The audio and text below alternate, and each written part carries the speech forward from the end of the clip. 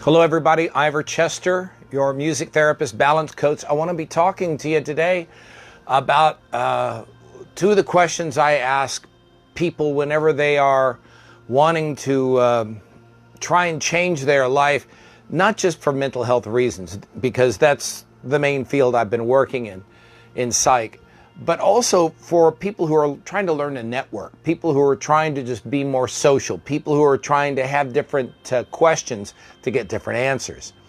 So we're going to be talking about question one, which I've asked before to people who listen, which is, do you believe that music can affect your moods? Now, I've asked that question thousands of times in front of tens of thousands of people over time, and I always get yes. The answer is yes, because it can. It's the right answer. Of course it can. As I've said before, I've only known over 25 years of service as a music therapist, I've only known 4 people that never listen to music at all. And I'm going, how could you do that? That's like not eating to me. But it's a choice. But they're out there. The other question, though, is why? Why do you listen to the music you listen to? Why do you listen to the music you listen to? Now, there are a lot of reasons. I listen to the music I listen to because I'm a baby boomer, and my dad, who's still alive, listened to his music kind of loud through the house, and it was great big band music and some vocal music, and the Sinatras and the Comos, and a lot of great music for his generation. And I have that memory. But then I also worked at record shops. But then I also suffer with depression, and I had older sisters that listened to the Beatles. And listened to, the oldest listened to the Beatles and Janis Joplin. The middle child, Janice, she listened to Cream. She listened to more of a late 60s and early 70s rock, Creedence Clearwater and such like that. So I got this great early education in music. But as I said, I had depression.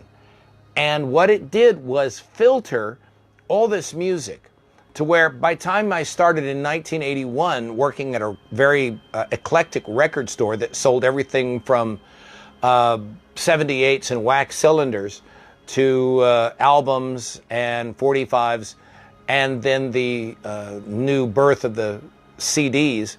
And yeah, they had 8 tracks too, which were phased out at that time. But during this transitional period, I could easily remember, because I had this training, this upbringing, I should say, of music. As a matter of fact, the sweet little old lady, her name was Dorothy. She really wasn't sweet, but she was a tough old bird. I liked her a lot. And her interview to me was, because she sized me up when I walked in, and I'm like, hello, I'd like to apply for a job. And she goes, uh-huh. And she was a smoker, and it was her shop, so she could smoke in her shop. And she looks me up and down, and she goes, who's saying, hey, hey, good looking? And I knew it. I don't know how I knew it, but it just was somehow knowledge to me, and I knew Hank Williams, Sr. And then she asked me, what's the real name of the theme to the Phantom of the Opera? And the play that Andrew Lloyd Webber wrote was not out at the time. And I said, do you mean Bach's Toccata and Fugue? And she goes, and what key? And I had to have all these answers. Anyway, after a couple of 3 questions like that, I got the job. She immediately sent me over to go work on the 45s, and I worked there for 5 years. Great job. My musical taste, my musical upbringing, my musical experiences were like the cabinets of records I accumulated. But it was my moods and my personal upbringing, my depression, my friends, the losses I had, the positive things that happened, worked as filters to take that music and to be able to categorize it as, this song makes me quiet, this song is a headbanger, this song is an an upbeat piece. This song makes me joyful. This song gets me in this kind of mood. So you have to have in your library, your music library, and by the way, when I mean library, I don't mean just in your possession that's on your iTunes or anything like that. What I mean is your musical heart, your core, that you like this kind of music, you like that kind of, you're not preferred to that kind of music. Healthy people have a very broad spectrum of music. Unhealthy people like just maybe one or two genres. They're not eating in a musical buffet, which we're going to get into in the next program. So, why do you listen to the music you listen to? Here's some general ideas I've come across in my experience. One, they self-medicate, which most cases is fine. If you're anxious and you have created, as I listed in the previous show, if you created these subcategories or these playlists on your phone, your MP3 player, and you have this one for relaxation or for sleep or for driving on I-35 or through 5 o'clock traffic, cool, okay? Then you're self-medicating. You have one for when you get up in the morning. Do you have one for before you go in and speak to the boss?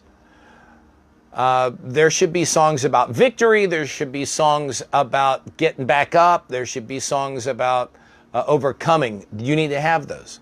There should be songs about quieting down, about handling depression and such. Another one is enable. Enable, and in a good way. Again, yes, each one of these can have a dark side. I'm not going there. We'll get into that later.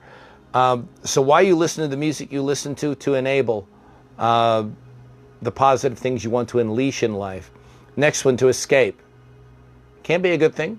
Most people just listen to music to escape anyway. They don't look at it. They don't unlock it in such a way to where it becomes this real toolbox of emotional traits and emotional enablement that can help you overcome.